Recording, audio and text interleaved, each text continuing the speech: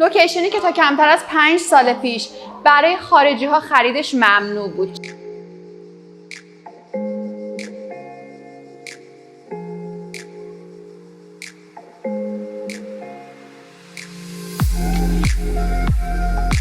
پروژه‌ای که امروز هستم 30,000 متر مربع زمین، 41 ویلا که امکان خرید و دریافت شهروندی امروز برای شما در این پروژه بی‌نظیر فراهمه.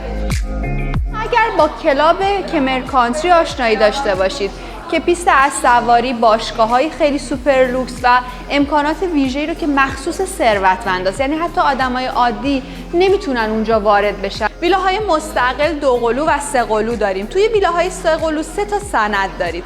توی قانون جدید میتونه به 3 تا خانواده شهروندی بده. امکانات داخلی پروژه فضای سبز و آبنماهای خیلی زیباییه، اما اگه دلتون میخواد از اسب‌سواری و لذتش استفاده کنید، به گلف علاقه‌مندید یا کلی تفریحات سوپر لوکس دیگه، با خرید این ویلا عضویت رایگان لوکس ترین کلاب شهر رو دارید، کلاب کمر کانتری.